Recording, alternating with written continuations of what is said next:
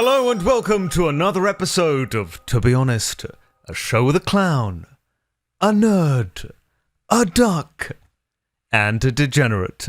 And today we have our first ever guest on the To Be Honest podcast, Ayland. Hello. So you have a video coming out fairly soon about your experiences with SSSniperwolf, as I understand it. So my very first interaction with her was in 2016. So it's been a while. Wow, yeah. 7 years. Yeah, and that's actually when I first found out about her, because I didn't watch much YouTube back then.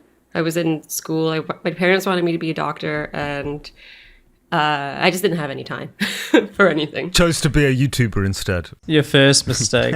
I mean, I wanted to get into medicine, to be fair, but yeah, YouTube pays more and less stress. You needed to have intelligence for that. You're like, I'll become a YouTuber. True. Well, I guess let's give a little context on who Ayland is and how she relates to SSSniperwolf. What some of you who follow YouTube drama might be aware of is that SSniperwolf has just had some pretty serious drama with Jacksfilms that resulted in SSniperwolf's channel being demonetized by YouTube. She showed up at Jack's house. Jack had been pointing out Leah's lack of crediting her sources in her reaction content. In typical Jacksfilms style, he was doing something every day for an extended period of time. Now, from the outside, that looks like he's breaking YouTube's rule that he's harassing someone. But Jack does that no matter what it is. Like, he took a photo of Twitter of the device picture that said something like Android... It was like Twitter for Android, and he took a photo of that every day for a year, and then the photo of the photo until it created this like mirror in a mirror hallway forever. And then at the end, he made a video that was like the many realities. So like he does these things that are an extended joke that only pays off later. And he started to do that to SSSniperwolf because they had a couple negative interactions. And he was basically trying to teach her how to do transformative reaction content. And she could not abide this criticism. She started throwing more and more attention at him, calling him a loser, saying, oh, he's trying to do what I do and he can't even do it. And the more that she did that, the more traction his reaction content got. And now he's almost close to surpassing her. He has something like 600,000 views on some of those, and she's now dipping below 1 million. So they're going like almost blow for blow on reaction content. I was gonna say, as somebody who also does reaction content, like if he did that to me, I would be like, you know what? Fair. Like, I know my content is shit, and I'm willing to say it is. You credit your stuff though. Like you're like the good version, or far beyond the good version of SSSniperwolf. I feel like I'm like slightly maybe better, but like you're just being modest. I didn't consider his like points, to be honest, before that. And now I'm like, okay, I want to come back to YouTube and make things more transformative. So I have like a little bit of a plan on what to do. But it's like she should have just like agreed and laughed it off, done a bingo game on herself, and then like things would be okay.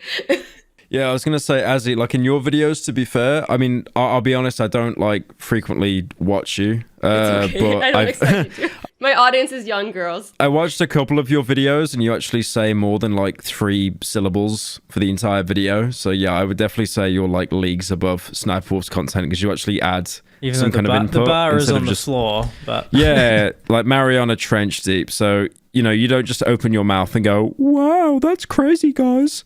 I mean, I swear in some videos she's actually reused the same reaction for like different kinds of videos and stuff as well. It's just incredibly lazy content. Like you guys said, this content isn't meant for us. And but in order to understand what type of copying SSSniperwolf had done, I did watch the video that Azzy made and then the video that Leah made that had the exact same thumb and the exact same title, just to see like, did she copy it word for word?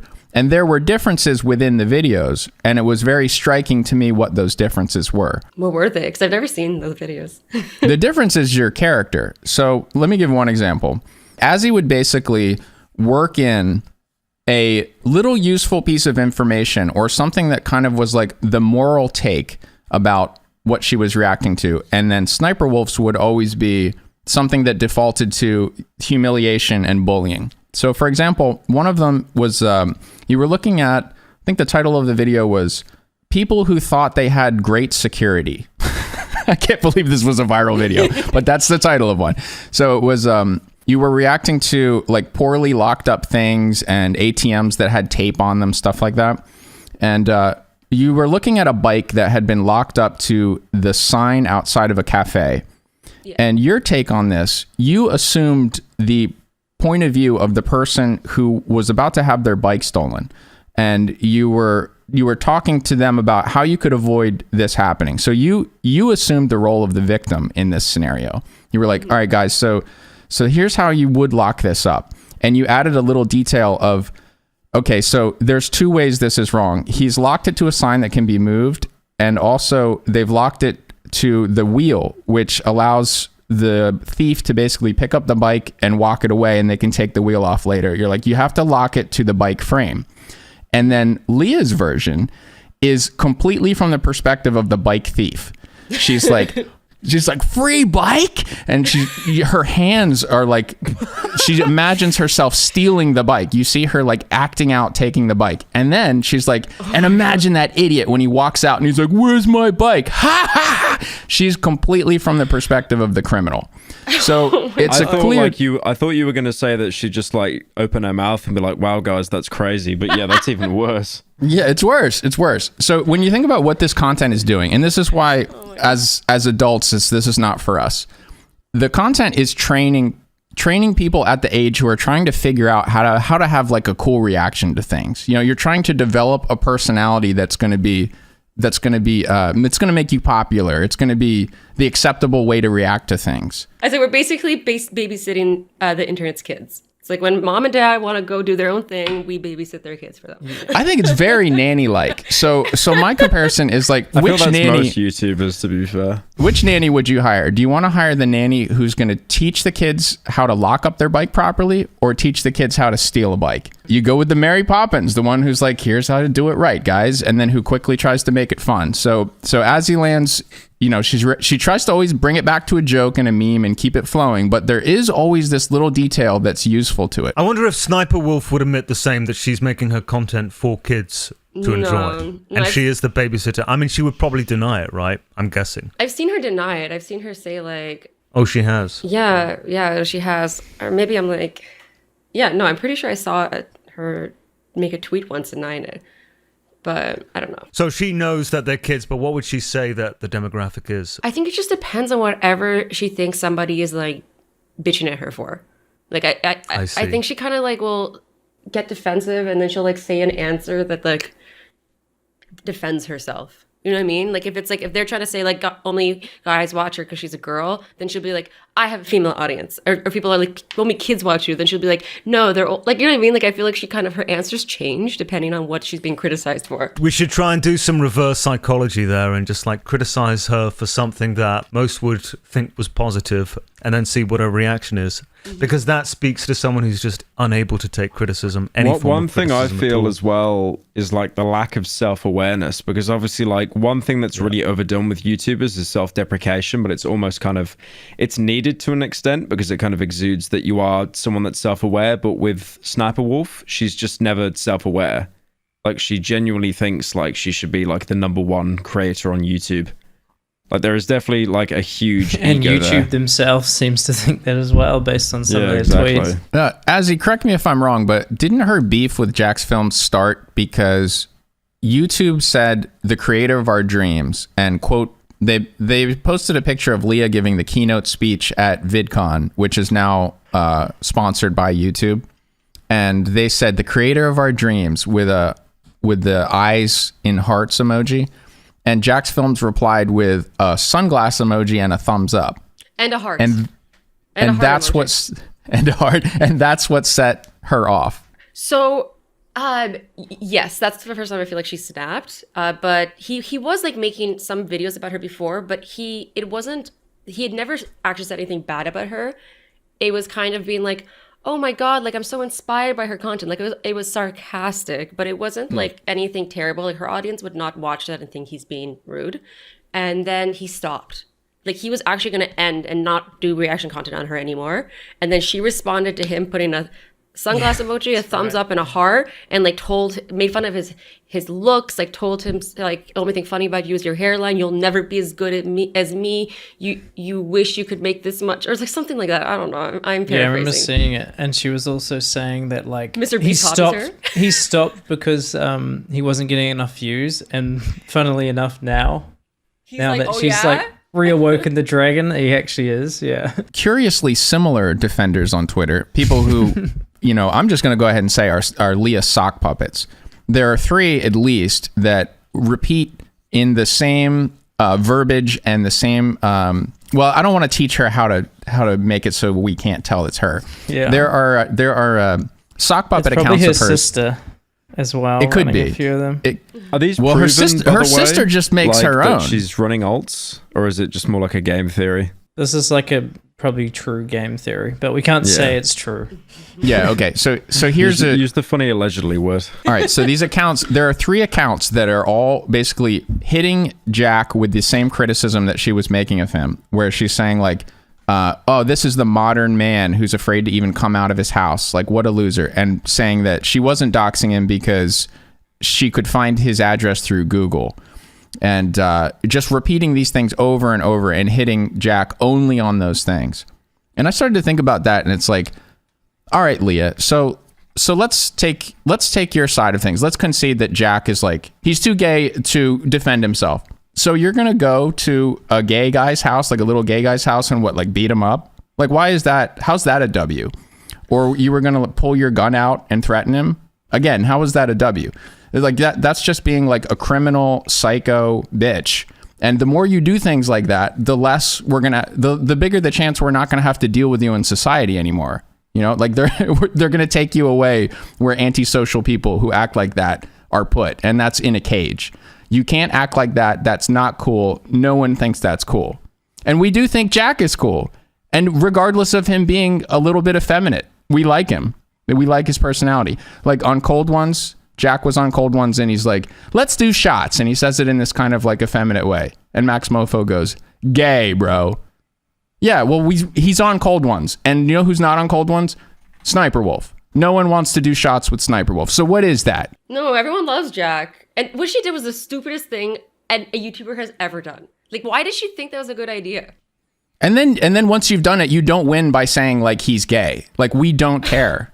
And he's not, by the way. He's married. And that's, really none of your business. He's happily married to a woman. But did she actually say he was gay? She's basically saying that without saying it. Like what? Okay, so she says it without saying it. She's saying like, the modern man. So she's trying to say like he's like metrosexual. He's too lame to defend himself. But the sister and the sock puppets are like saying F slur or saying so LGBTQ. Like potentially fake accounts are basically saying that. That's where the mask slips. The sock puppets, the mask slips, and they're calling him like things you can't say on Twitter. That is so terrible. I hope that like people can find out that those have the same IP address as her. Not suggesting anybody does that, but I wish we had a hookup in Twitter that could prove that, because they're verified, so there probably is a card on the account. Azzy, would this be the first time you're making a critical video about someone else? Yes, it actually is.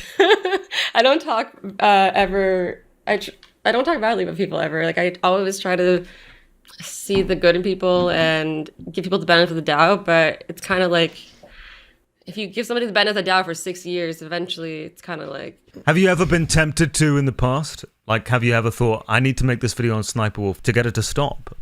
Yeah, kind of, actually. It's just, she needs to know that, like, her consequences have actions, and she needs to know that what she's doing is shitty. And I think she feels like she can get away with it because she doesn't ever talk about it on YouTube, so her audience, her core audience, never finds out about it. You know how you said that you always see the good in people, you try to be positive? Could you, for me right now, list 3 positive traits of Sniperwolf? Like she's pretty, but like I don't know if there's anything genuinely like positive about her. I think that's it. Like I think she's good at pretending to be a good person. I think she's like very manipulative, but it always slips out. Imagine giving a negative trait as a change. positive. I respect it.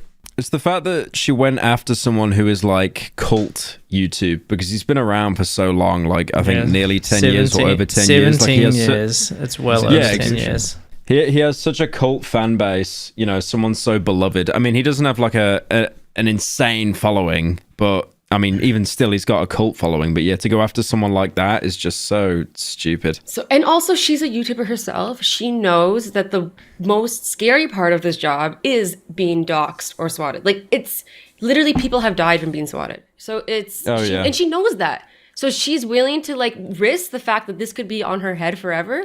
If something happens, like knock on wood, like I don't think anything is gonna happen, but she is okay with risking that. That's just that's what made me snap too. I was like, no. This was the nail in the coffin. This is what finally made you want to make that video for once and for all. And I've tried to do it before, and every time I've even filmed it, and I've been like, no, I can't put this out, and I've trashed it. No, I've filmed it at least 4 times, and I've trashed it. I'm like, no, I can't. Like this feels weird. But now it doesn't feel weird. I'm like, that is like, she's putting someone's life in danger, and she's laughing and memeing about it. I mean, it makes sense. It's a video you've never made before. You know, like you said, you tend to stay away from kind of expose drama videos. I might be jumping the gun a little bit early, but I like as well the fact how after she had her channel demonetized, when did she put out her apology like to Jack? 2 hours after after YouTube. Oh, yeah. 2 hours. Just so obvious. Like the most sincere YouTuber apology ever. Her sister, who now like lives with her and is co-promoting Sniperwolf stuff with her. The sister replies under her and goes, "Do you still live in that dump next to the rug factory or whatever?" And has her address there.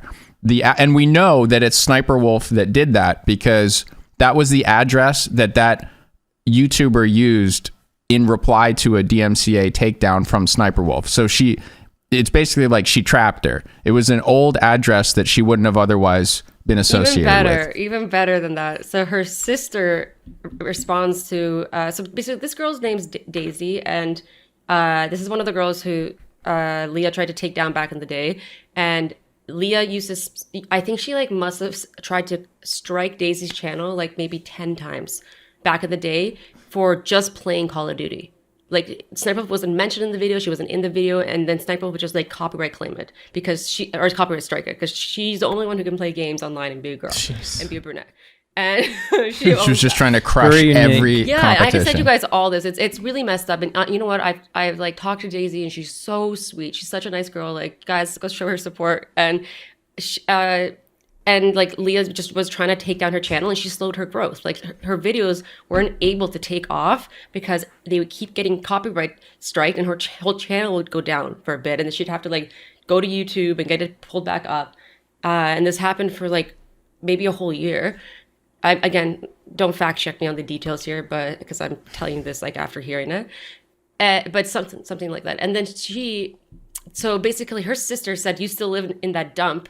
And then one of these alt accounts that's doxing Jack and all these other people went and put the address after Sniperwolf's sister said that. So it's very obvious that the 2 accounts are related. What are the possibilities there? It's either a sock account, it's her herself, it's her sister, or it's like a rabid fan. I mean, those are the only possibilities, right? It is. But I kind of feel like even if it was a rabid fan, like they would have at least something they would tweet that would be unrelated. We've seen a sea change in how Sniperwolf interacts with the internet and how she behaves herself, and that coincides with her split with her former business partner Evan Sausage. When they had their disagreement, whether it was, now she said it's because he cheated on her, who knows what really happened, but when he left the house, stopped working on the channel, a number of things suddenly changed. First of all, her views went way down. She went from getting about 650, she was on an upswing where she had about 650 million views a month. They plummeted almost instantly down to 250 million a month, where they have stayed at that level since December of 2022. Wow. Also, the way that she reacts to other creators online went back to the old Sniperwolf, the old bullying girls, responding to everything. So I think she lost not only her connection to organized crime online, I think she lost her access to the boost she was getting. And I think she lost her better judgment. I think Evan probably played a role where he was mitigating to some degree how she would respond to people who criticized her. 100%. He stopped her from getting canceled years ago. Because they had a business that was making tens of millions of dollars a year. Like when she switched to copying you and doing reaction content, she went from, when I made a video about her, I think she had something like 5 million subscribers.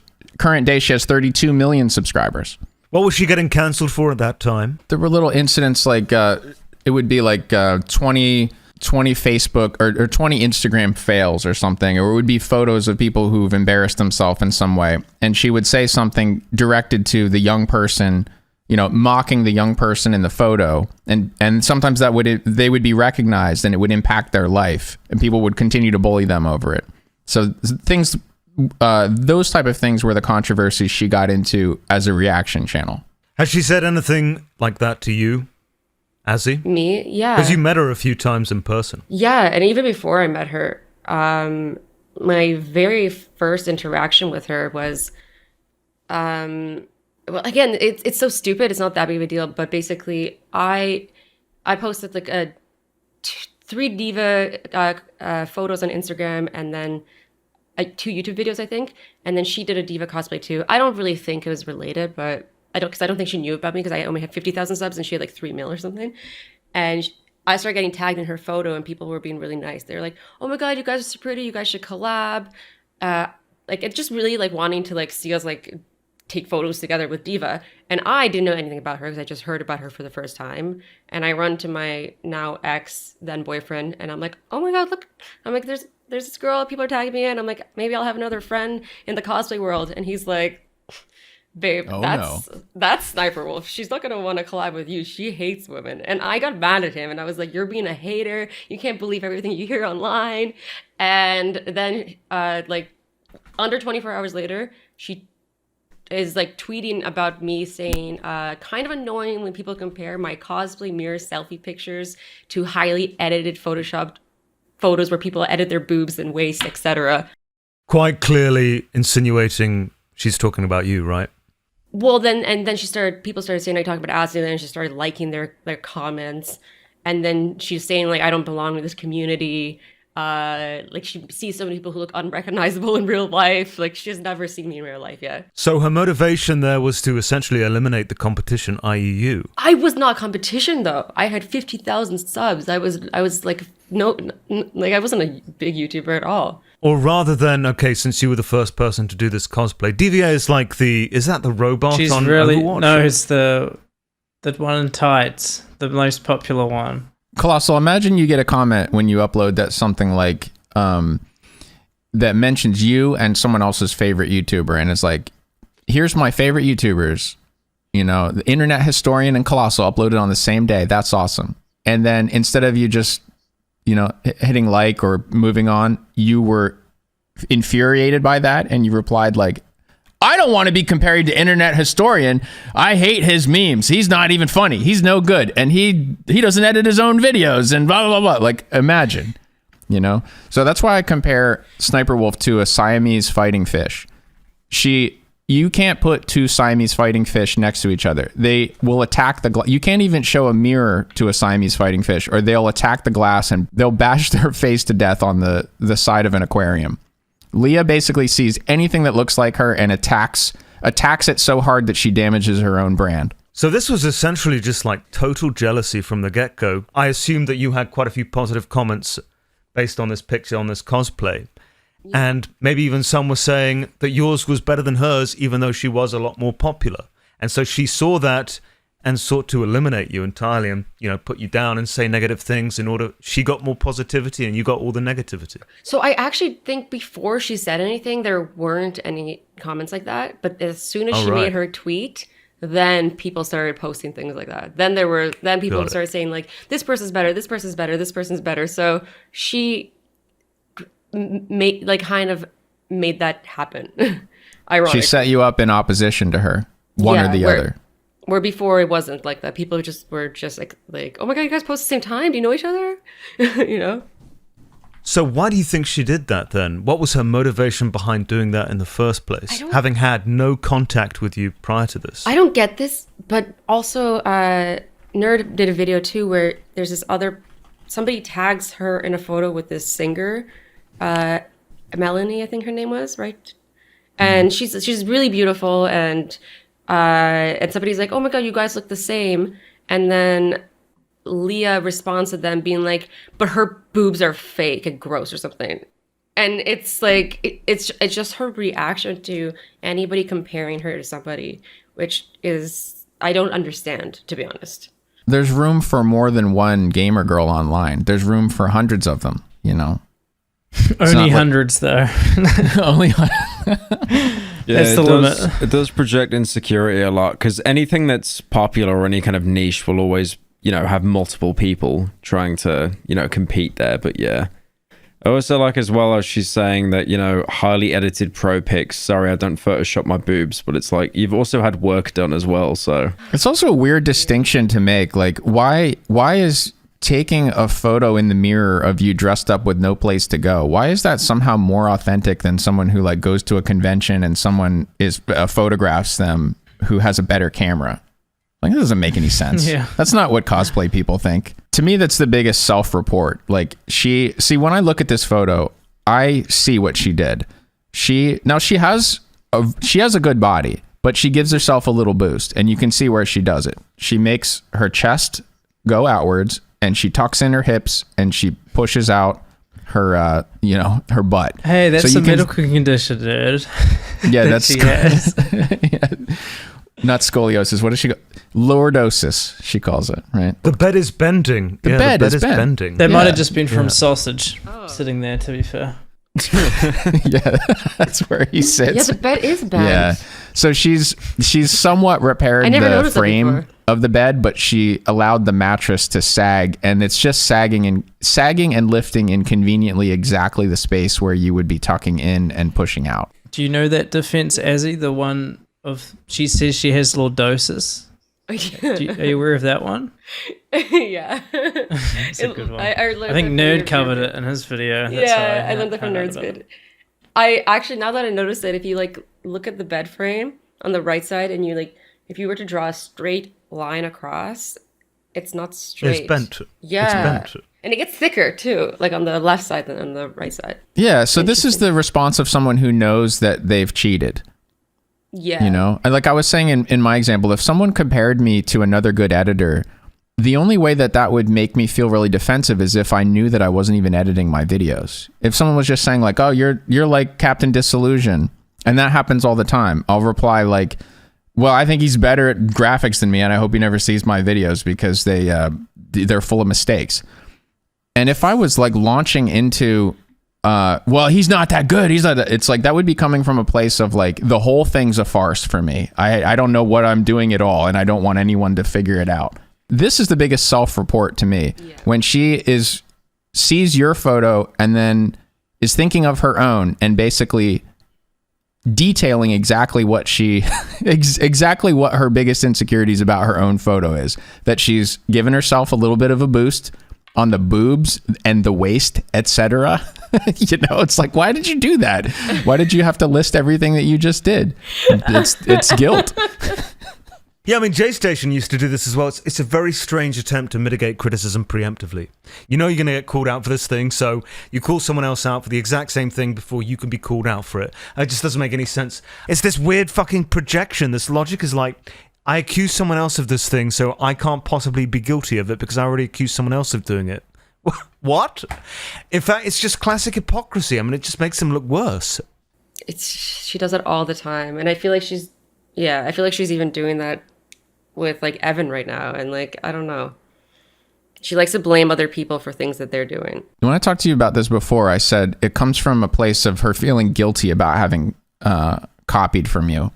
And I think guilty is the wrong word because guilty implies that she feels bad about it. I think it's something like resentment and feeling a vulnerability there.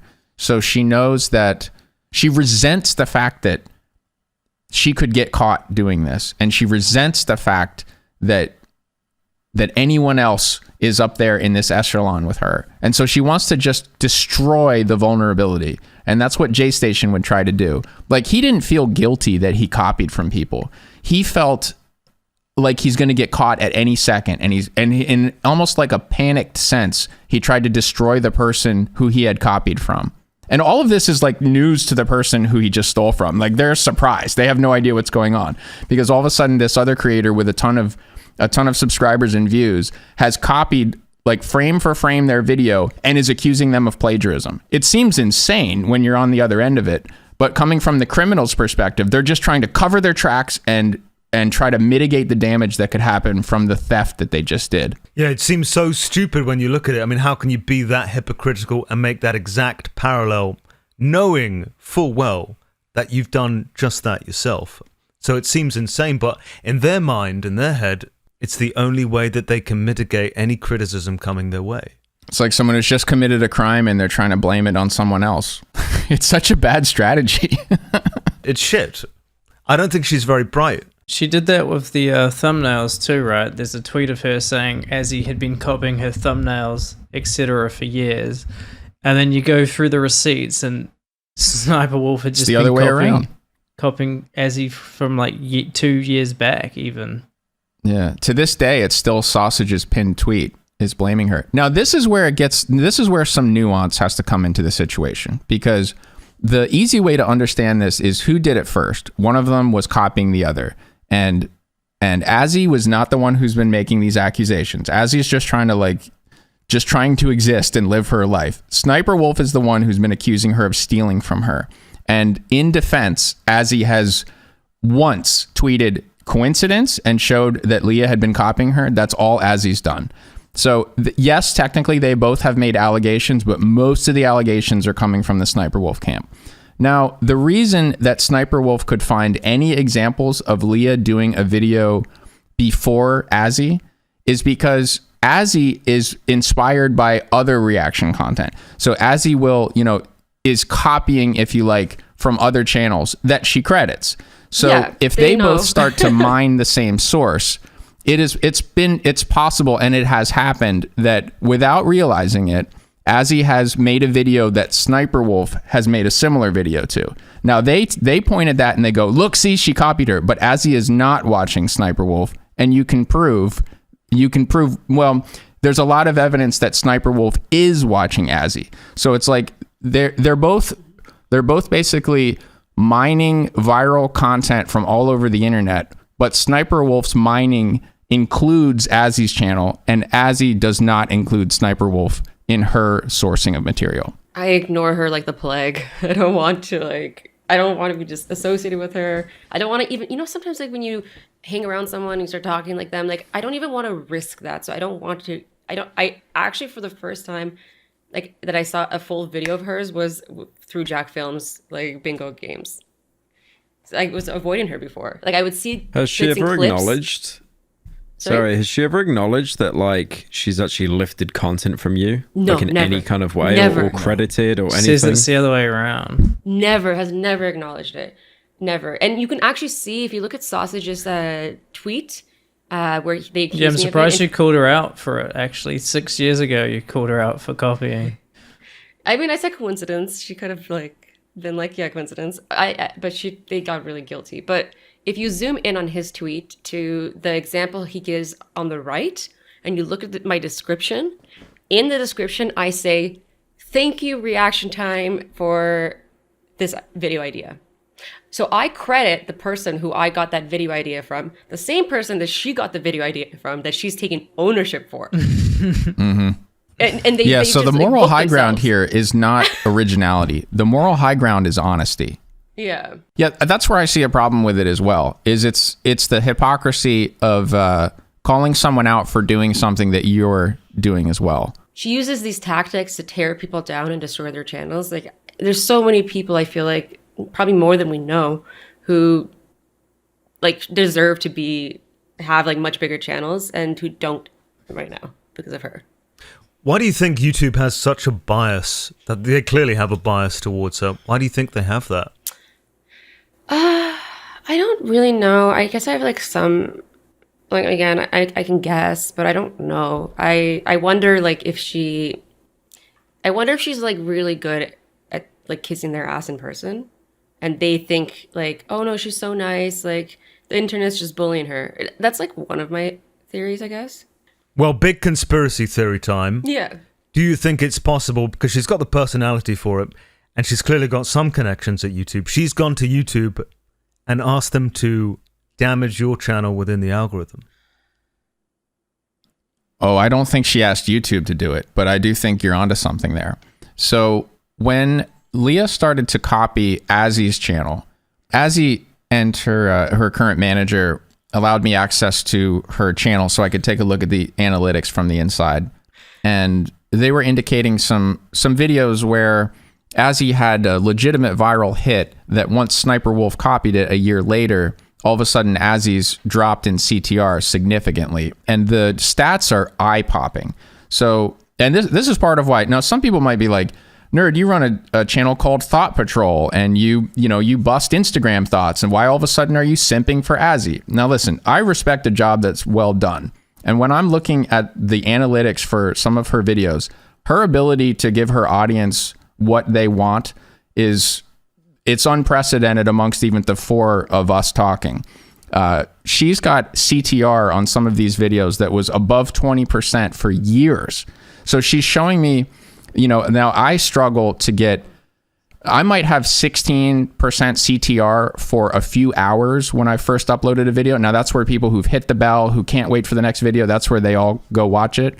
And that pales in comparison to what hers does in recommended YouTube wide for years at a time. So like her thumbnails, her titles, her ability to attract an audience and then keep them entertained far exceeds like anything that I've ever achieved on YouTube. So I'm looking at some of these stats and I'm seeing, now she's showing me something that crashed. And it goes from 21% CTR for over a year to suddenly getting 1.8% CTR after Sniperwolf copied her. So that's an insane, anomalous crash.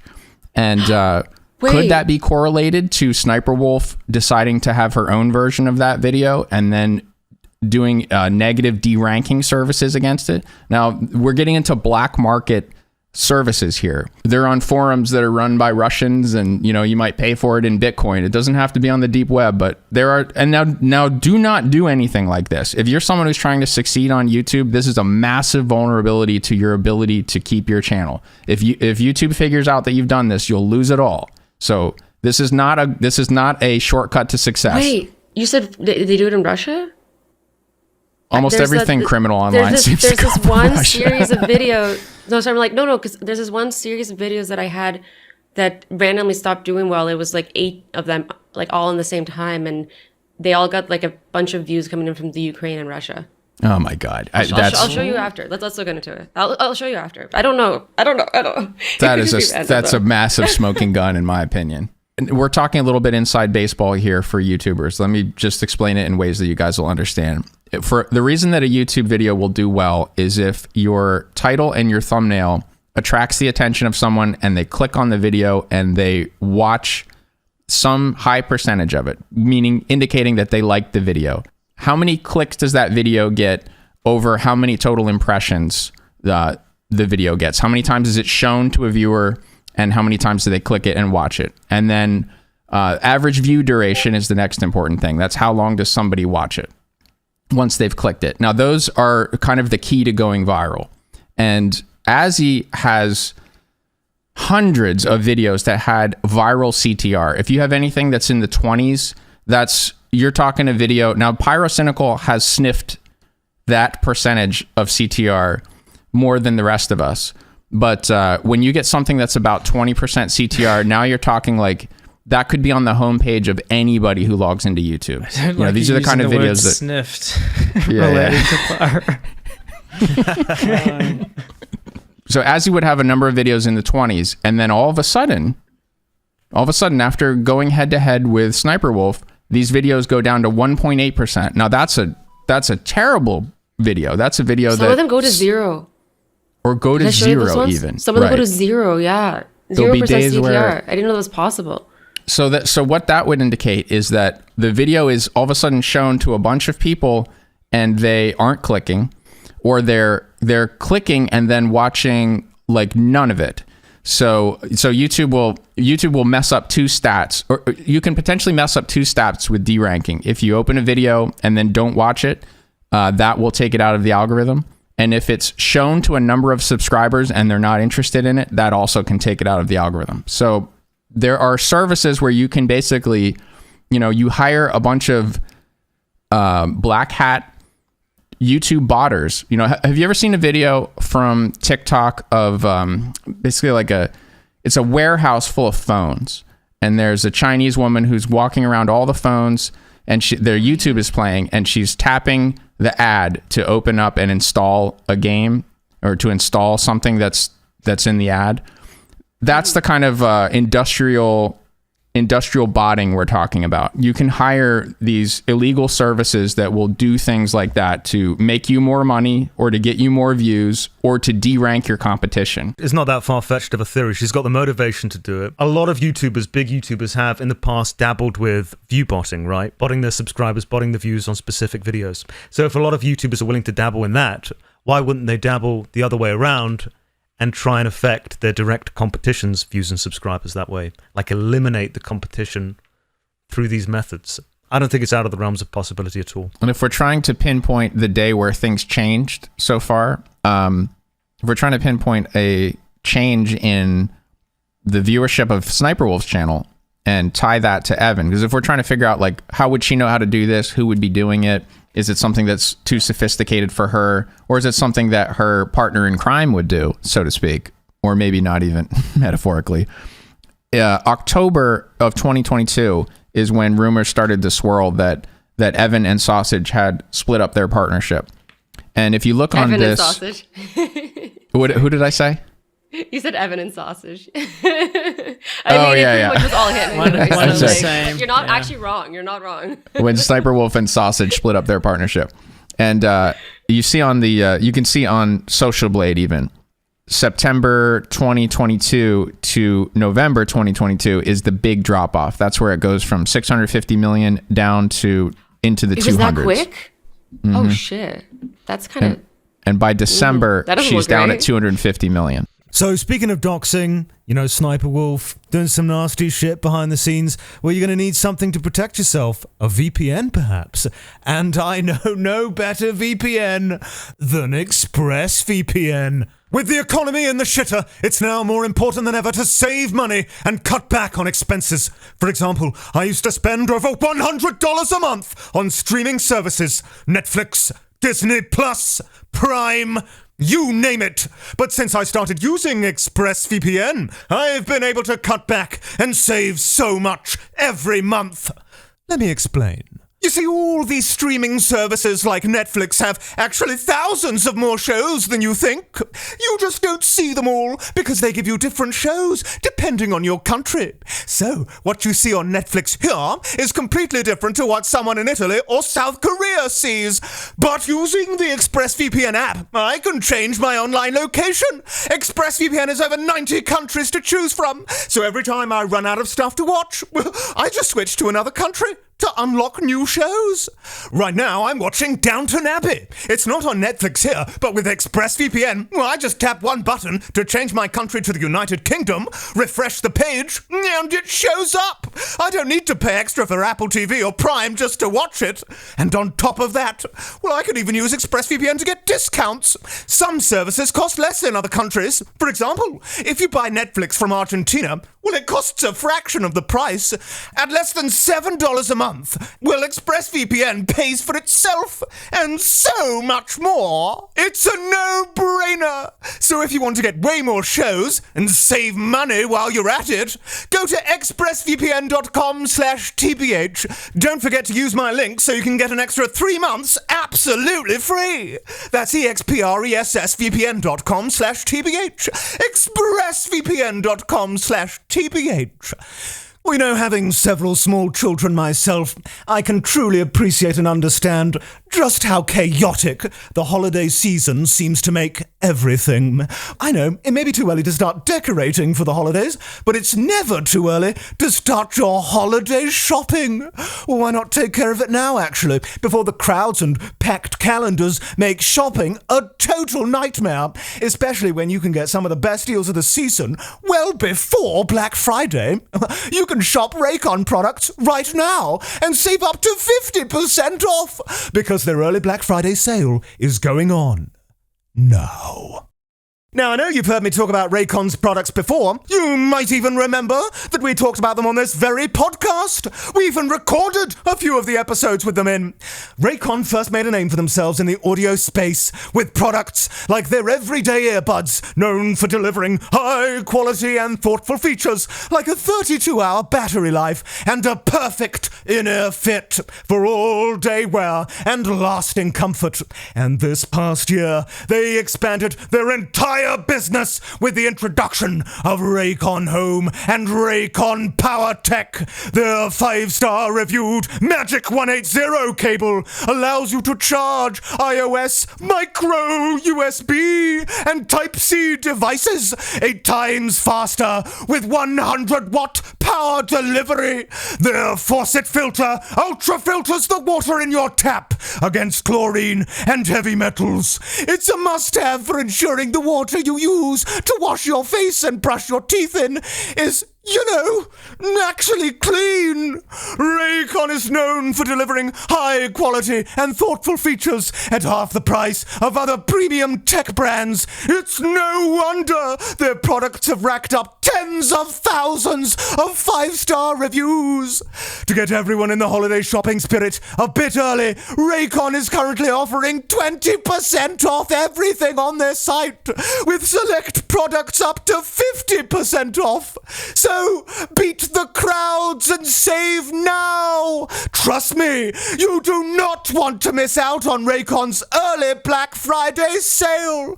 Hurry now to buyraycon.com/TBH to get 20 to 50% off site-wide. That's buyraycon.com/TBH to score up to 50% off Raycon products. buyraycon.com/TBH. That was so good. Thank you. She's in awe. Wait, do you do voice acting? That's so good. You should play a character on a cartoon or something. That was so good. If anyone's hiring, I'll do it. I have a lot of connections in the voice acting industry. Oh, sweet, I actually really? want to do that, yeah. You would be really 100%. good. That would be so fun. Oh my god, I'll connect you to Ellie. She's the most amazing person, and she'll hook it up. She does my Little Pony voices. Like, I don't know if you'd be in that. Colossal voicing a I would still do pony. it. That would be fucking funny as shit. That would be so funny. I'll 100% do that. I don't mean to interrupt the job thing here, but Hereditary. So I'm looking at Netflix right now, and I'm in the United States, and Hereditary is not available to me. Hereditary is available when you switch to what country? What do they say? Korea. Nice. Well, that's a movie that's worth watching. Hereditary is good. I'll give that a nerd recommendation. There's an image. There's an image in the end of that movie that will stay with you forever. There's several of them, but there's there's some. I won't spoil it, but there are some GIFs that are probably on the tenor keyboard. Have you ever tried ExpressVPN, Azzy? Or are you using any VPN service at the moment? I actually I hired like a cybersecurity company that's like my own VPN. So it's because wow. Yeah. I'm like flashy. Yeah, I have like a firewall that's like for like a company that has like 1,000 people working there. I've been talking to her and her manager on a call before, and they'll be like, "Hang on, what's this? Someone just joined our network. I don't know who this is." And I'm like, "What's going on?" Like they run a pretty tight ship over there. It was so great to hear earlier in the podcast when you just admitted, just like outright, no problems, I make videos for kids. I'm literally the babysitter. So few YouTubers will ever admit that. It's refreshing. But saying that, like, do you have any simps as well, like crazy simps who try to get into your shit and stuff like that? What's your experience with them as a YouTuber? Yeah, so I didn't used to think that I made content for children, to be honest, until I went to a convention for the first time. And then they were all much younger than I expected. And I was like, oh my God, I need to stop swearing so much. I used to swear all the time. And I was like, okay, I need to, okay. I didn't realize so many of them were so young. So that brings up an interesting point. You brought up what I thought was a very good underreported point about the danger of Sniperwolf doing what she did to Jacksfilms. You said because she did that on Instagram and not on YouTube, that the percentage of people on Instagram who would be more likely to be simps who would want to impress her and who were attracted to her thirst trapping content rather than the young audience who was watching her on YouTube, that it was almost more dangerous to do it on Instagram because it's going to be a bunch of, you're more likely to hit like a lone wolf guy who has a pretty, poor connection to reality and would think that she had was prompting him to come solve this problem in person. That would be more likely to happen on Instagram than it would on YouTube. That was a good 100%. point. Because I know from like my own Instagram that they're like on YouTube, my audience is like 90% female or like 80% maybe. I don't know. It was once away. And on Instagram though, it's like 60-70% male, right? So I'm assuming that hers is probably similar, just because, I think it's just for like just because we were posting photos there. And also, what I noticed that was interesting is she was only responding to Jack on Instagram stories, and she was clearly reading her DMs because she was posting screenshots of her DMs. So I wonder if she was responding and talking to people and like gauging people's reactions by only posting to her Instagram stories, because he was tweeting at her and then she would respond in an Instagram story. It was like so odd. It's like, why not respond to him on the platform that he's talking to you on? And she went to his house and was out in the street zooming in on his door and going, come out here and talk like adults. And she did that on a platform where she might have majority followers were guys. So that's much more dangerous, much more dangerous.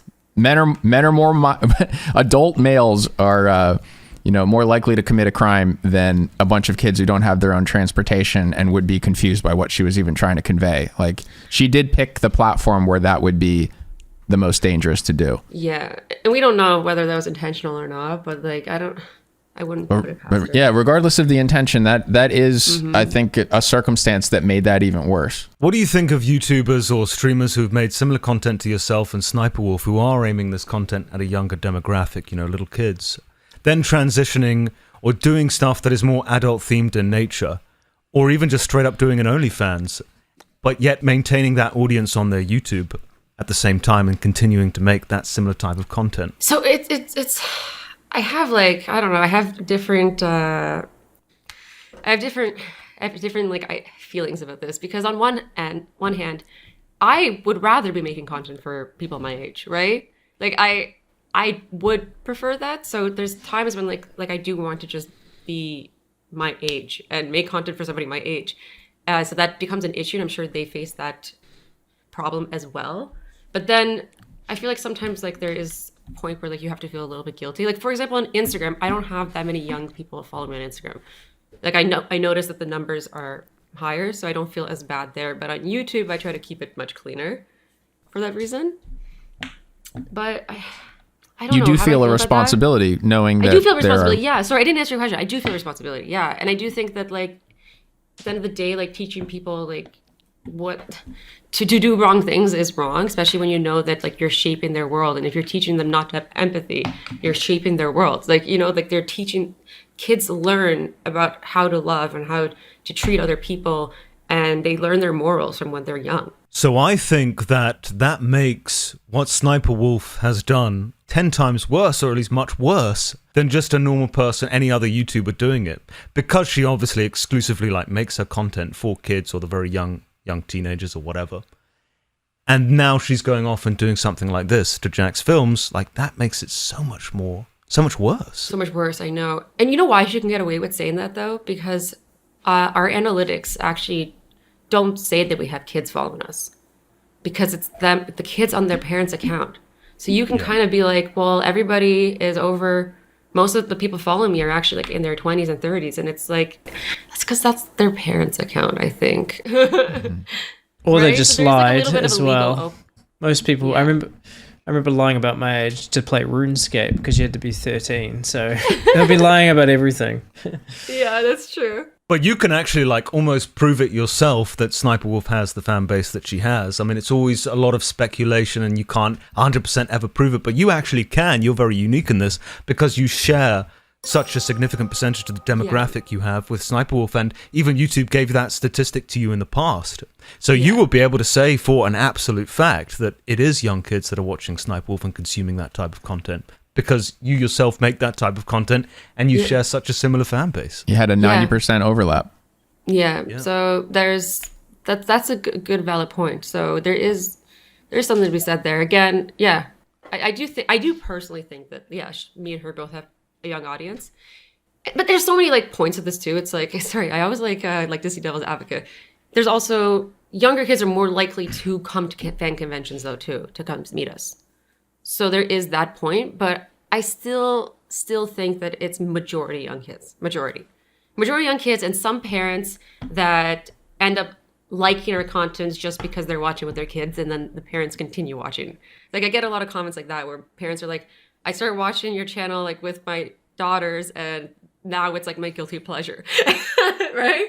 So it's like there are some older people watching too, but I think that it's because they are exposed to it through their kids. To me, a young audience is the only thing that explains it. Like I couldn't put on Sniperwolf or Ayland content and even leave it on in the background while I'm folding laundry. Like it just does nothing for me. But I can see what I'm trying to think, like, who does this do a service for? It is basically like, it's that middle school or younger age person who is, everything to them is new. Everything's a surprise. Every day, it's the first time they're going to have to be presented with some situation that's crazy. Someone's going to show them something amazing. It's this.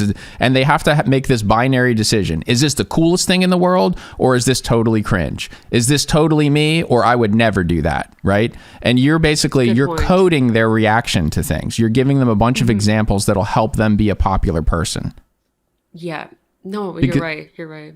Because no one's challenging you, you know, like you're someone who is clearly popular, you're attractive, you have nice things, you date famous people. It's like, this is someone who they would want to be. So you have this level of credibility to where when you give them reactions to things, like you're programming them on how to be a cool person in their view. That's a good point. Or a criminal. Yeah, and that's why this like you versus the shadow version of you, like that's why what Sniperwolf is doing is damaging, and YouTube lifting it up as, oh, the creator of our dreams, I think is like even more damaging. It's like the insult to injury on top of an injury that they would do that.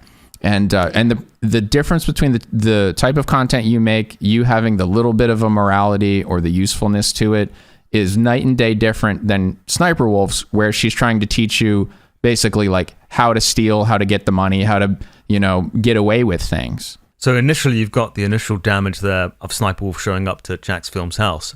Then you've got her publicizing it to her very impressionable fans. And then you've got YouTube on top of that doing very, very little about it, almost nothing you can say. Yeah. And almost encouraging that behavior by proxy. Way worse than it appears at surface value. Do you think they keep up with the drama? Do you think they know that? Do you think there's a possibility they just don't know that about all her controversy?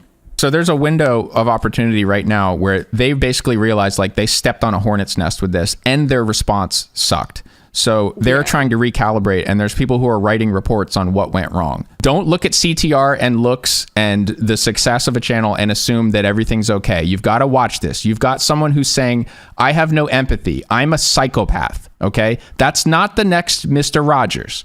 Do not show this to everyone in the world and then say this is our ideal creator. Just don't say anything at all. And the community is dying to tell you that Sniperwolf is a bad actor. That's what all of this shit is. That's why when I quote tweet YouTube and I just say morons, it gets 10,000 likes.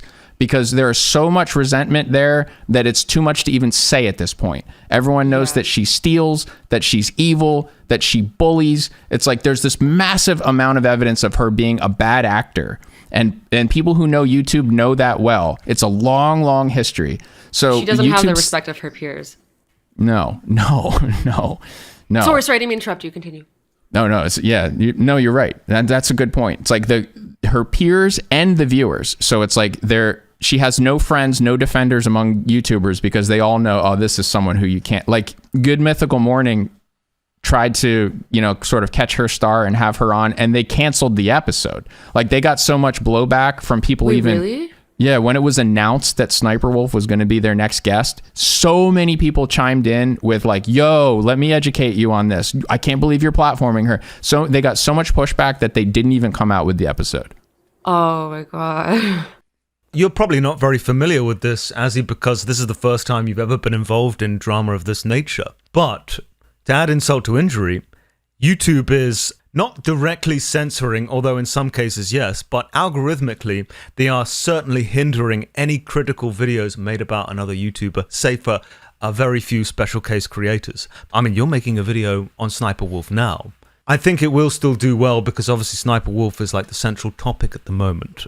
But YouTube have gone out of their way, certainly in the last few years, to hinder anyone who's making that type of content, criticizing someone else. So when you factor in, like, they're doing all this to promote Sniperwolf's behavior by not doing anything about it, at the same time, they're actually, like, going against anyone who's calling it out, purely based on the algorithm itself.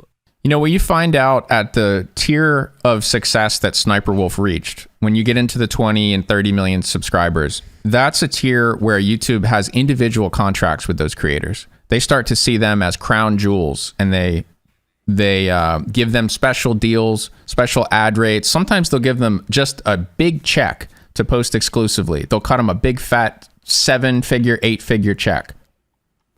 Mm-hmm. So I think Sniperwolf has reached a tier where she now it would have some degree of protection. They start to see her as an asset to YouTube. The type that would feature in a YouTube rewind. I mean, she Exactly. could be on the fucking guest. If this hadn't happened, she'd be on the fucking guest list. Have you been? And this isn't conspiracy theory. Like Jake Paul and Lele Pons had both disclosed that they got cut 7-figure checks from YouTube, like that they didn't even want. I think even Lily Singh also disclosed that as well. Yeah, so people at that tier, they've disclosed that they got cut millions of dollars, just checks out of the blue from YouTube just to get in their good graces. I just asked if you'd ever been in a rewind before.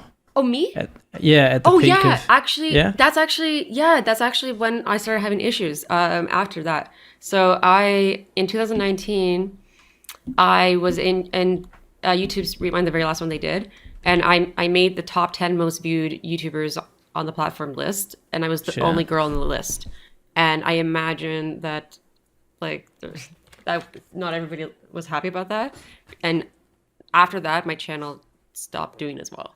Did you get a bunch of like pushback after the rewind from like negative comments wise, or just what you think might have happened? Same as usual. Actually, mostly just like the same things as usual. Like, I'm copying Sniperwolf. Separate question, separate from Sniperwolf anyways.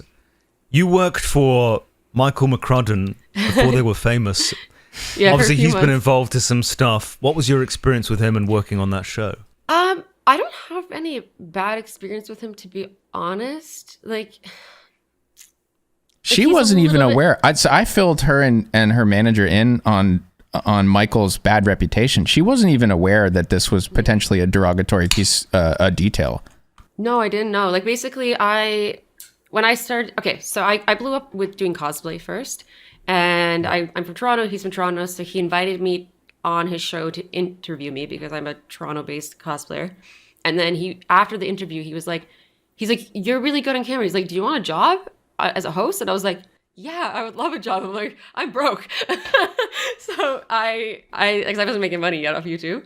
And he would just give me scripts and I would present them. And then one day he gave me the Sniperwolf script, which is after like my interaction with her on Twitter. And I looked at it and it was really bad. Like, this is the first time I learned about her drama that I didn't know before. And I was like, oh my God, she's kind of a piece of shit. But also, maybe we don't know for sure how much of this is true. I would rather give her the benefit of the doubt. And I said I didn't want to do that video because me and her were already off on the wrong foot. And I actually asked him to tone it down. I was like, could you please like tone this down? I'm like, this is like for sure going to get her canceled. And like, I don't know. I'm like, I didn't want to be like involved with something like that. So he hosted the video and then actually tweeted at her and said, I went easy on you. And then somehow she like found a way to make fun of me still. And so Azzy got the blowback on that because it angered Sniperwolf, and she was like, "What do you mean you went easy on me?" And then in her response to that, she was like zooming in on Azzy's butt. Yeah, and saying I have butt pads or something, and I'm like, an allegation that Azzy dealt with for years. She was saying so, even though Azzy basically made him soften the script and to whatever Michael McCrudden meant when he said I went easy on you. That was Azzy's doing, and then Azzy still got punished for that. And like basically, he wanted me to do the script because he basically was like, "This is what she did to Girl Gone Gamer." So I don't know if you guys know about this drama, but back in the day, the way she became famous was there was this one Call of Duty gamer named Rhea, I think, in Girl Gone Gamer, and she was the most popular commentary Call of Duty player, and Sniperwolf made a video exposing her for faking her gameplay. Meanwhile, Sniperwolf was doing the same, allegedly. And then all Rhea's followers left her and went to Sniperwolf. So he was kind of like, this is karma. He's like, why? Like, you can expose her and then get her followers. And I'm like, I don't want to do that. You know what I mean? I'm like, that's not how I want to grow. So by Leah successfully did a coup of the girl gamer community. Yeah, so I asked him to take that stuff out, that stuff that was like could get her canceled. So he did have my back, and he wanted me to do well, and he was very happy for me when my channel did well. So I didn't have any bad experiences with him personally, and all the drama he was in, I think, happened after I left. And he kicks the hornet's nest on her and goes, "I took it easy on you," and then the hornets swarm Azzy and not him. So obviously Sniperwolf has said some things online to you. Has she ever said anything in person? Because you've met her a couple times, 2 times? I've met her 2 times, yeah. So the first time I met her, I got flown out for like a brand deal, and I think she was shocked to see me there because the last time she had like made fun of me, I had like 50,000 subs. And at this point I had, I think, 900,000. So I got flown out to the YouTube space in London, and we were doing a brand deal. And they booked out like a ping pong bar the night before so everybody can like get acquainted. And there was, I don't know, maybe like 10, 20 people there. And everybody was having fun playing ping pong except for her. And she was like by herself, looking sad on the corner. And I kind of felt bad. And I was like, you know what? This is like real life. And what happens behind the scenes on YouTube is not real. So I want to go and like talk to her and just invite her to come play with us. And I was like, hey, like, do you want to come hang out? And then she just laughed in my face and made me feel really dumb and just feel embarrassed for even trying to include her. And afterwards, everybody, all the female creators that were there ended up getting a brand deal except for her. So it's true, yeah. She she's had the only put one off some kind of stink that no one else wanted to really get involved with either. Yeah. Yeah, we all ended up working on the game and except her. And I don't know exactly why. It was probably a pride thing for her. She's probably like, I want to be the only one doing this. Like, all these people are getting it. I'm too good for them. I wonder if like she said like I can only do it if like you don't have other people on it, and they were like, no. I wouldn't be surprised. Oh, that's an interesting take. Okay, I didn't think about that. Now, Azzy may have to have technical difficulties on this part, but let me tell a story that I heard from the second time you guys met in person. Now, I've heard this from multiple creators, and they were not Azzy. So if she has to cut her feed on legal advice, that's what that means. At another convention, a gaming convention, Azzy is talking to someone in a hallway, like I think near the bathroom is what I heard. And out of the blue, from the side hatch, basically, launches Sniperwolf and has to be restrained. So Sniperwolf is trying to create a physical altercation, and Azzy has no idea what it's about. And it seems to be triggered by like maybe Azzy just having a pleasant conversation with someone, you know, like maybe like looking cute or something. It seems to just launch Leah into a jealous rage that becomes potentially a physical altercation. So Jack being somewhat concerned. Now, this is a story that's made its way around the YouTube community. When you have a physical altercation whether it's on camera, off camera, it starts to become rumor. You start to be known as someone who's like violent, who can't be trusted at a party, who you need to watch out for because they're like a thug in real life. Leah's reputation has preceded her because of incidents like this. Like there are rumors swirling about her being dangerous to be near. So this story was told to me several times, that Leah is aggressive, takes things physical. So with that context, I mean, I don't want to comment on this, but fair enough. Fair enough. So with I that don't want context, to confirm or deny anything. Understood. Now with that context, Jack having a young woman who has shown that she carries a gun in her purse and who is calling her out from the street and who attacks people physically, he's probably heard. They've just shown up at his house. It's not out of the question that Sniperwolf was there to initiate a physical confrontation or to hurt him or his family in some way, or to at least to insinuate that she was. Now, even in Leah and her sister's sort of like defense or firing back at him about this, they're like, what is he scared of? Isn't he a guy? Right? Like kind of insinuating he's like lame. Even worse. Her sister said, she's like, what, you can't fight? Yeah. Those words. So that's where their head was, right? That's where this was not like, come out and let's talk about this and really let's talk about it because I think there's a misunderstanding. No, she was the like, come out here and talk about it like adults. Like that's like the movie, let's go outside of the bar and fight sort of talk. That's Achilles screaming at Hector from, outside of Troy or whatever. It's like, come out, right? She was literally calling him out to the street. I would not have gone out. I'm so glad he didn't go out. I'm so glad his wife didn't go out. Wouldn't that be great if she like pistol whipped Jacksfilms in the face and he had a big black eye for that video? Sorry, I shouldn't say wouldn't that be great. Wouldn't that have been wouldn't that have been a great thumbnail? Oh my God. Sniperwolf pistol whipped me in my driveway. Like she really thinks she can get away with everything. I mean, I guess kind of she has. I didn't really watch any, but I know 2016-17 time, there were so many exposing Sniperwolf videos coming out, like videos critical of Sniperwolf. Enough that I would say that her career would be finished by the end of it, or at least like no one would have any respect for her, so she can never be that successful ever again. But either people have a very short-term memory, or nothing is that impactful. I honestly don't know. I think people will forget about this again. And we're going to be 1-2 years down the line where sometimes it's mentioned in passing that she doxed Jacksfilms at some point. But other than that, like the majority of people watching her content just don't even know about it. And the rest have selective memories and are focused on other things. I think the key is who is going to forget about it, because the community's not going to forget about it. The viewers of all this are never going to forget about it. But who I think will become unaware and not care about it will be like Nickelodeon. Like they gave her Gamer of the Year.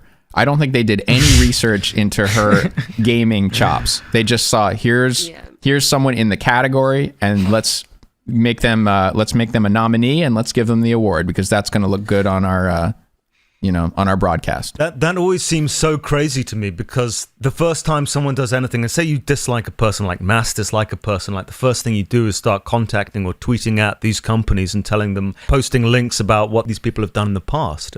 Why doesn't that happen with Sniperwolf? Maybe it's, that's a good question. But also what brands have really associated themselves with her? It's like G Fuel. See, the thing is, I think then because they left. I think this is did they? Oh yeah, no, they dropped her. Okay. Well, maybe there is a little, fairness in the world. Sniperwolf has sent quite a fair bit of harassment your way, I would imagine. Either her fans or just stirring stuff up. How has that affected, like, you doing YouTube as a living and, like, your personal life? Me? Yeah. Oh. It's affected me, like, mentally. Mainly just because it does mess with your head when somebody's comparing you to somebody who you don't agree with them morally.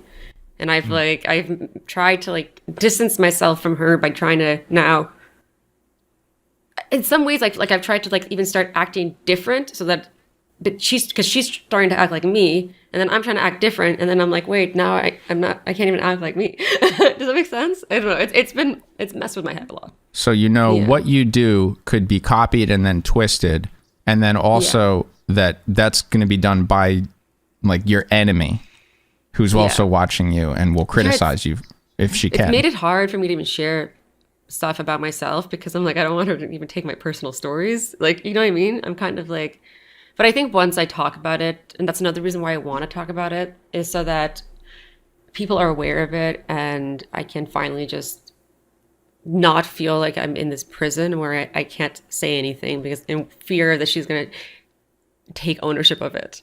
What you just said is so crazy. Listen, that degree of skinwalking is frightening. So Azzy's afraid of even talking about her personal life and sharing like story time, not just because, you know, everyone is careful about their privacy, but because her personal details will be absorbed into the Borg of content from Sniperwolf. That Sniperwolf will skinwalk that biography and then becomes that is the story she tells about herself. That's fucking insane. It's really messed with my head. Yeah.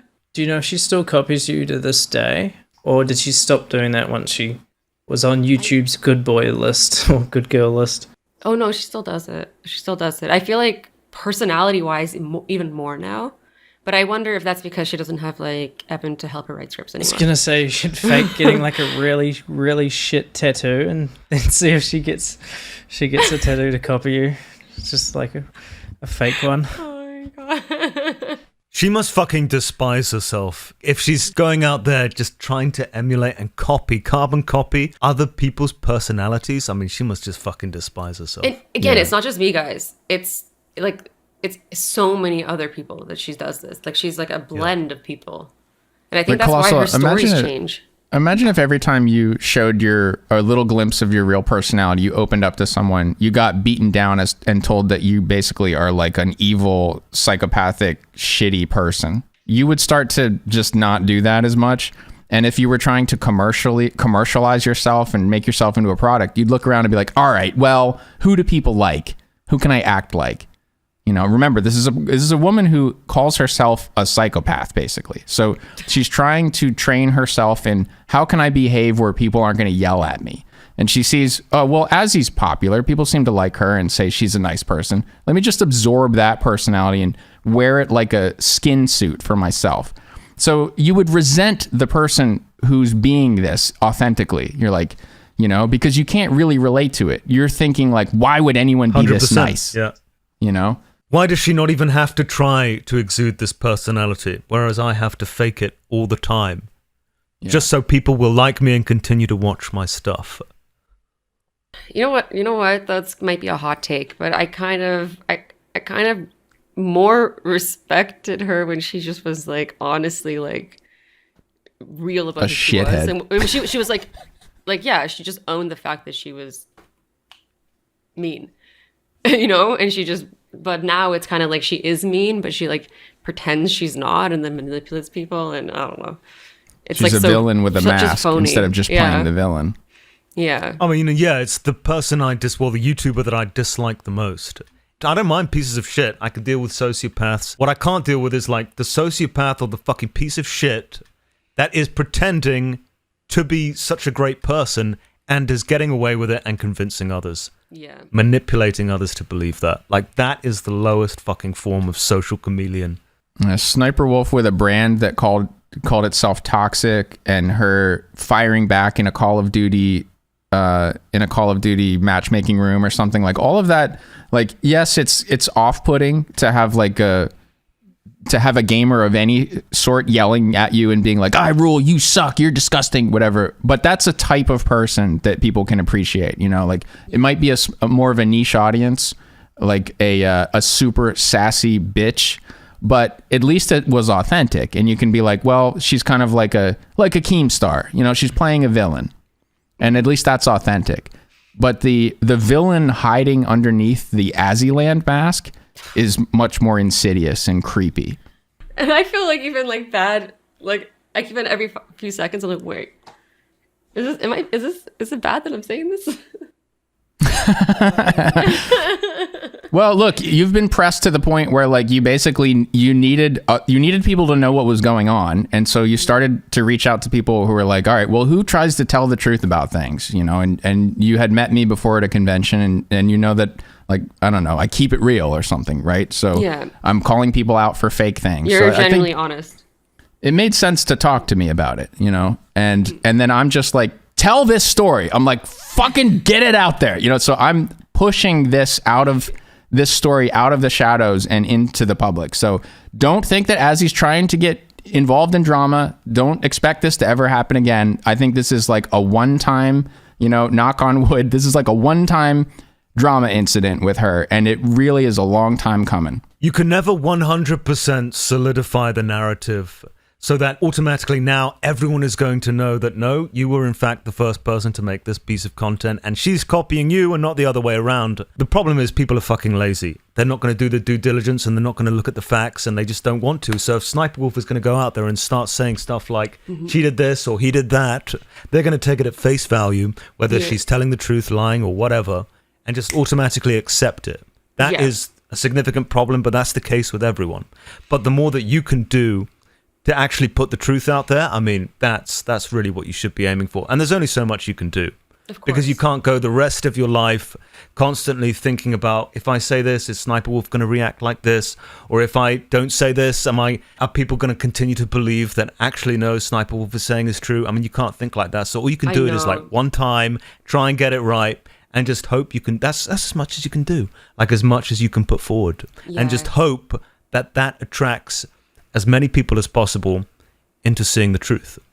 Thank you. Yeah, that's how I feel too. It's like, I don't need everybody to like me. I just want to have said my piece, and those that are like, that believe me, and those that don't, then like, yeah, that's what it is.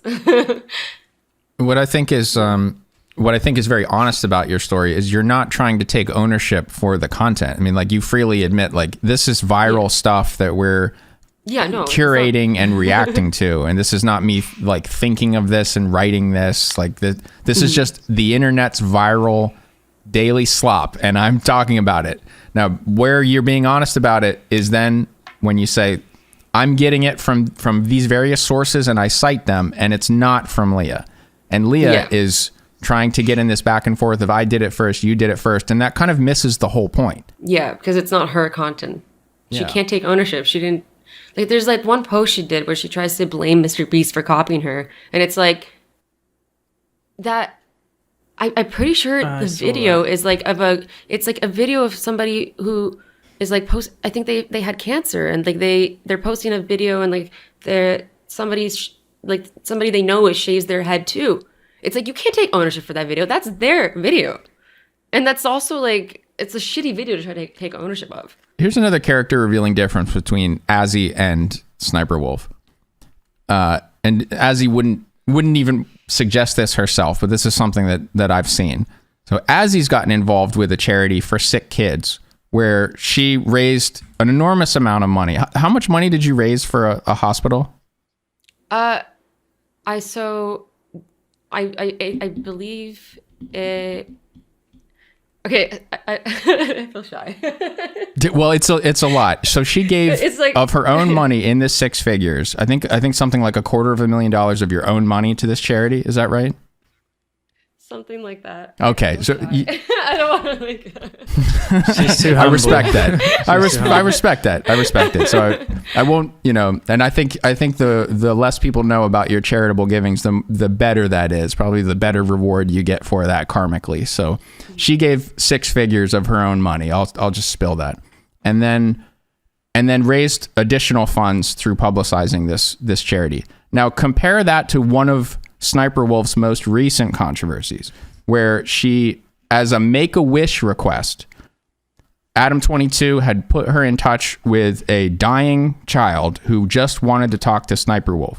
And Sniperwolf blew her off something like half a dozen times, or 3 different times set up the call and then ghosted her, to the point where the mom, in frustration, went public and said, screw this girl, and blocked her, and told basically, the news or drama channels, or just went public with the fact that Sniperwolf had ghosted her dying child.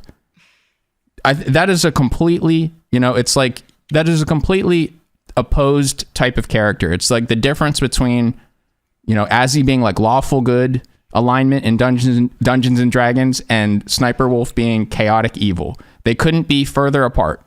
She is literally your evil twin. You probably hate that comparison, but like you do the same thing, but like she's the fucking evil version of you. Honestly, if somebody was comparing me to somebody who was nice, I'd be like, okay, whatever. You know what I mean? But it's like not. Do you guys know Mortal Kombat lore? It's like Melina is the evil clone of Katana. It's pretty much just that. I cosplayed as Katana. Oh, right, true. Yeah. It's all coming full circle. We'll find one of Sniper cosplaying as Melina. It'll be like the greatest. Oh, look at that photo. So that's Azzy like bumping into me at a creator party and basically just being like, hey, you made this video about Sniperwolf? So do you want to hear some shit I've been dealing with? And I'm like, yeah, sure, fill me in. And then I'm like, what? What? Well, like, why have you told anybody this? No, and I don't really want to. It's like, I don't want to get involved in drama. I'm like, okay, can I tell people? No, don't tell anybody. I'm like, damn, like this is way worse than I thought. This is so it's bad. Finally coming out. And then then someone's like, smile, and I'm like, cha-ching. Okay, now keep telling me the fucking, please tell this story. It's like she's giving me tea there. That's my glass is overfilling with tea. Oh man. Yeah, there's lots of, you go to a YouTuber meetup and there's a lot of conversations that start that way where it's like, oh, hey, I saw this video. I'm a fan of your work. I like your channel. Yeah. And then like nothing comes of it. But what followed up on that initial like, oh yeah, thanks. I was like, what? Yeah, like, let's sit down. Can I record this? It was so good. Well, no, it wasn't so good. It was so dramatic, Yeah. Can I touch on something about earlier with that girl? Yeah, of course. So one thing, because like so she, after that drama, because she almost got canceled over it, she did end up going to meet with another girl with Make-A-Wish, and all her fans believe that girl is the same girl, and they use that to be like, people are just trying to lie about Leah. Like, we literally saw the girl. Like, she went and met up with the girl, and like people just want to make up stuff about her, and it's just like very manipulative. This is 100% what she did. This is an SEO tactic that I've seen, that I saw her use since the beginning. Like, that's the reason she did a bunch of the, fake gaming, Photoshop fails. Is whatever she was criticized for, she would have a number of viral videos that had the exact same title, but where she was just talking about something that didn't involve her. So her latest scheme with that is when she has a terminally ill child video that came out on Darman's channel that is unrelated to her own drama, but is meant to show up first, and it does. Yeah, it's so twisted. It's so twisted. Like, I will not be surprised if she comes out with a video in the next like couple weeks that says doxing or stalking. Yeah, no, she will. Not just surprised. Like, I'll bet money on it. I love that she did this. I think she was a little too smart for her own good in this regard, because these videos where she's talking about bullying online and all of the things she's accused of, she creates all of these sound bites that are so perfectly hypocritical that all I have to do is just play them next to the other shit she does, and it's hilarious. That's actually smart. I mean, Ryan just posted this in the chat. I didn't even know this. Reminds me how Jeffree Star named his dog, in inverted commas, Drama, so when people would search for Jeffree Star Drama, his dog would show up. That's fucking genius. That's fucking genius. Oh my god, I didn't even know that. What if Sniperwolf just calls her dog like Jacksfilms doxxing? Just Jacksfilms top 10 Jacksfilms doxing memes. Yeah, cover it up nice and easy. However, I mean, bears mentioning that doxing is a key word that would negatively impact the video. So, Azzy, I mean, in your video about Sniperwolf, if you literally tell the truth, just tell the truth and say, Sniperwolf doxed Jacksfilms, and you say that just once, like, already Sniperwolf is winning because that's diminishing your views within the algorithm. So basically, to do better, like, you should be the one committing the crimes, not talking about others committing crimes. Yeah, pretty much. Well, not quite, but yeah. Not quite, but yeah. Yeah. But certainly, like, discouraging people from talking about these crimes and then sharing this proof and this fact. Because if you do something a little bit bad, then the word will come out about if people make videos about you because they're not getting blocked. But if you do something really bad, nobody will find out about it. It's a shame that Azzy has to make this video at all because it can only be a Pyrrhic victory. There's something about criticism from one female creator to the other, particularly when the one being criticized is attractive, that some percentage of the audience will always land on, oh, she's just jealous. Even if Azzy makes all of these great points, because you see it when other female creators are accurately criticizing Sniperwolf and they're saying everything that we would say, you'll see that the people whose personal opinion is Sniperwolf is better looking than this person, they'll say that in the replies. They're like, she wishes she had that. She wishes she looked like her. There's a difference between being jealous and just not thinking somebody deserves something, though. Like, I don't think people are jealous. They just don't think she deserves it because she doesn't. You know? In the court of public opinion, I don't think that you're going to lose this argument, but I think that you're going to there's going to be an unnecessary amount of accusations of you just being jealous of her. Even though there's all this evidence that piles up on your side, there's still going to be people that are just like, well, Ayland's just jealous, and finally it's coming out. Yeah. And I think that's part of why people, like, it can be from other guys. It doesn't have to be from me. But I think part of why people are always prompting me to make videos about her, and the public asks me to do it, is I think that some of her normal defenses don't quite work on me. You know, you can tell that I do not, like, that her bullshit tactics, I can tell are fake. I'm not impressed. I'm not seduced by it. And I also could date a girl who, let's say, is in the same league with her. So, oh yeah, Nikki's so hot. Her normal defense of, like, it's like when Hassan said about Andrew Tate, like, oh, his alpha act doesn't work with me because I can live the kind of life that he lives. You know, I know what he means by that. You know, it's like, whatever you think of Hassan, whatever you think of Andrew Tate, when Andrew Tate's normal response to criticism was like, I'm the alpha, you're ugly, you're a loser, you're below me. Now, Sniperwolf does that to guys. She'll usually, her and her sister, you see them in replies to people, it's all like, oh, you're a greasy piece of shit, you're so lucky I'm even talking to you. And using that on me, no. You know, like, I will relentlessly and accurately criticize her. And on YouTube, and it doesn't have to be me. I think there's a lot of different guys who play that role, but she doesn't get to fire back at me that, oh, you're just, you know, a greasy Dorito fingered dude who wishes that he could talk to me and I'm making your day. It's like, no. And she doesn't get to fire back at, oh, you're just jealous that I'm like more attractive than you as a female and you wish that everybody adored me like you. It's like, no. It doesn't make sense. So it's like, I get under her armor in a way that we don't have to have all of these distractions. Like, unfortunately, I think you're going to have to deal with. I mean, too many people take things at face value. So you are going to get some comments. I mean, hopefully not, right? But you are going to get some which are going to be like, you're just doing it because your views are lower than hers, I mean, type thing, and that's it. It's been a while that that's been happening, right? Yeah. Why didn't I do it sooner? Yeah. I think she stepped on the great comedic rake with Jack, right? Like, she's going up against someone else who gets under her armor because Jack, like, he's a legend. He's an institution on YouTube. He has the respect of everybody, but he's also, like, comedic and creative in a way that she can't contend with. So when she started being like, oh, you're an untalented loser or whatever, it's like she stepped on a rake that hit her right in the nose, and it hit her on the nose every single day.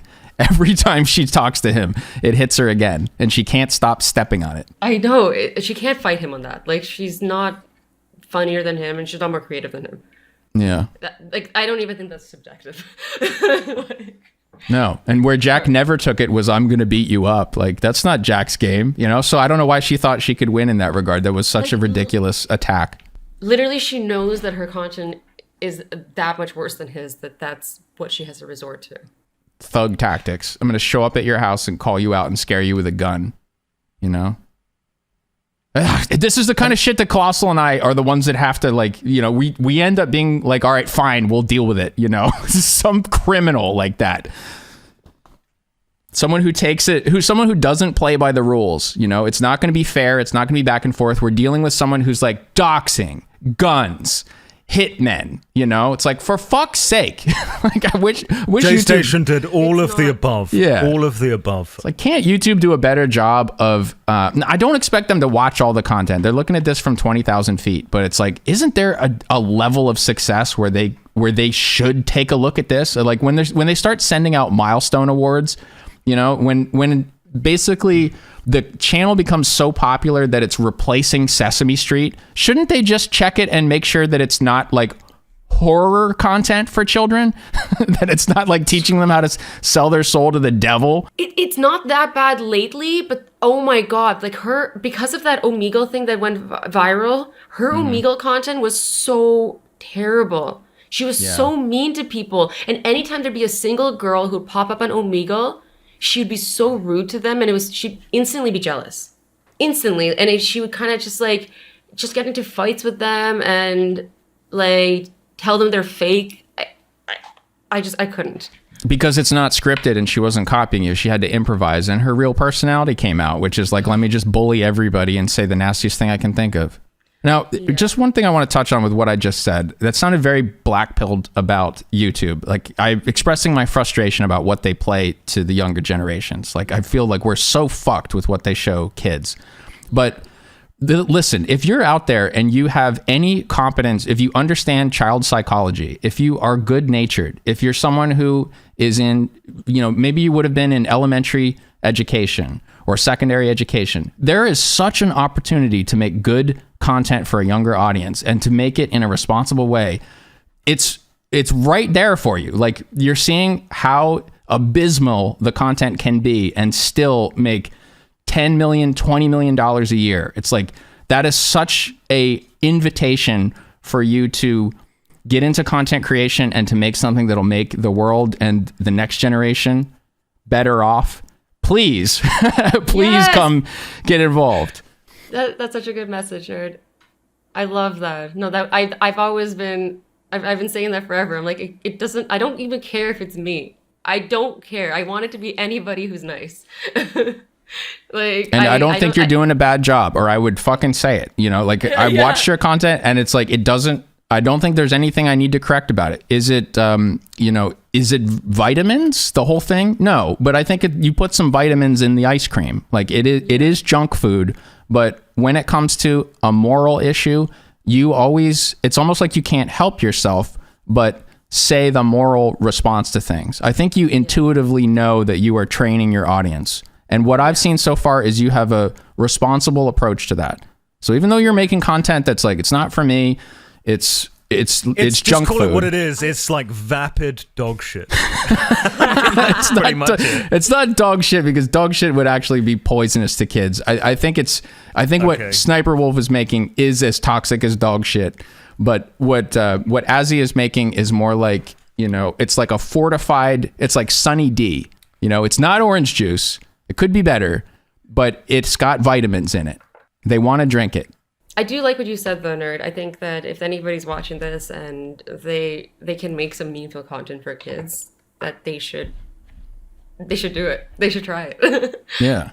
Get a couple puppets, you know, and just have them talk to each other and say things that you learned are part of child development. It's like, there is such an opportunity for that. Maybe that'll be what I make the next tryhards on. Be like, can I make children's content that gets 100 million views? I'm not the right person to do it either, you know, but I would say, like, the competition is massive. But at the same time, like, that's the biggest viewer base by a considerable margin, consuming YouTube on a daily, regular basis, and they don't use ad block. So, yeah. Pros and cons to that. The competition is massive, but the type of content that is coming out, it's like a Spider-Man skinned Tyrannosaurus Rex that is dealing with Elsa and having a baby, and it's Terminator. It's like insane, algorithmically written and produced content. You know, people talk about like, oh, imagine if AI is writing the videos, and with ChatGPT, it's starting to write the video essays. Well, AI has been making children's content for something like 8 years. They've been making content that gets 0 views, 10 views, 100 views, and I don't think any human has ever even seen it. It's just being uploaded, hoping to catch on, hoping some kid who's looking for that brand that they relate to, who's looking for a face that they like, that it'll get views. And that content it doesn't make any sense. It's not made with anything other than views and money in mind. So there's no moral. It's frightening. If you watch any of it, it's so scary. It'll have a Tyrannosaurus Rex eating babies. Spider-Man T-Rex versus Iron Man T-Rex. And then the two T-Rexes fight, and then there's babies, and then the T-Rex eats the babies. And it's like, what the fuck? Like, that's gonna scare the shit out of a kid. I've got 2 final questions before we wrap this up. What, in your opinion, is the worst thing you felt Sniperwolf has done to you? And the second, what is the main thing you're worried about when this video comes out about Sniperwolf? Oh, okay.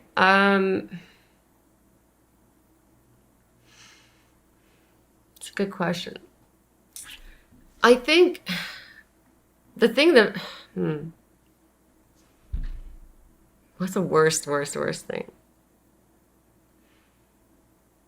I feel like it all just leads to so much. I think there's some things that I can't prove that I think she's done, but I shouldn't say those. I think... Like, what keeps you up at night? Like, what... The first thing you wake up in the morning, you're thinking, oh, fuck, Sniperwolf again, like... Can I say 2 things, kind of? They're kind of the same thing, but it's just sure. what's resulted of them. So, by creating this, like, narrative and... I guess kind of like almost trying to replace me. It's not only is it like messing with me and making me like feel like I don't like being compared to somebody who's like a bad person because it's so different from what I stand for, but also my audience is like straight up getting bullied for it. They're getting bullied for watching me and they want to stand up for me, but I haven't told my side of the story, so they don't have anything to share or to stand up for me for. And that bothers me a lot. Like whenever I see comments like that, it like devastates me. Like I have some comments, like I could probably share them in the chat, where like one of the kids was like, they got bullied at a party, like I don't think a big party, probably like a birthday party, about whether they watch me or her, and then so they ended up like leaving and going home, and I was like, oh no. And then the main thing that I'm worried about when I drop this video is, one, her making up like some type of lie that's just like a really damaging lie. Like you've heard about her calling somebody like telling people they're on the offender list when they weren't. Mm-hmm. Like she like ruined that person's life. So I'm worried about her doing something like that. But also I'm worried about her, again, getting away with it and having no repercussions and just becoming worse and learning how to hide it more and doing more evil shit and just ruining more people's lives. That was so much more than one answer, sorry. There were 2 questions there, so you had to give multiple answers, but they were good. Well, hopefully, if there's anything that we can do as far as lending credibility to what you're saying, I mean, I hope that goes some way to helping with. So like if she makes some sort of ridiculous allegation, I hope people go, well, you know, Colossal and Nerd looked into this and they didn't say anything like that. You know, we spent some time. I would have a controversy. Colossal spent a day with this, and I've certainly spent, you know, some time on this as well. And if there was some, like, let's say there was something totally off about your content, I think I would have noticed. I've played enough of your videos at this point to speak on it and to get a gist of what you're doing. And I don't know, like maybe in some ways you've got some defenses to that because you've reached out to other YouTubers who make completely different types of content than you and make critical content and would be looking for screw ups by you. And I don't see problems that I need to speak out with. In fact, if anything, I think you're part of you know, one of the few areas of maybe like promise or you're like green shoots of growth of something that's not so bad in that type of content. The fact that you work in some good ethics to things. And I think people will just from having listened to you on this call, they'll notice the way that you think through things and where your concerns lie. Thank you for coming on. First guest. I would have never thought it would be a woman. A woman. I'm honored. Thanks, guys. You guys are awesome. I was a little scared, and I had nothing to be scared of. I thought you great guys were job. gonna be Great like call. ripping on me the whole time. No, usually, if we're gonna have a guest on or I'm speaking to someone, I probably send you the questions beforehand. But I didn't actually write any questions down. We'll send this to you before it goes live. So if you want anything cut, we'll cut. It's no problem. I probably won't, but thank you. Oh, that's fun. And I'll like reshare it with my audience too if you guys want. We'll get the 10-year-olds subscribing. Oh wait, we already have them because their Pyro is a parents. host. Yeah, great job, Pyro. Thanks so much. Thank you guys. Have a good day. Good night. Talk to you later. Good night. Bye.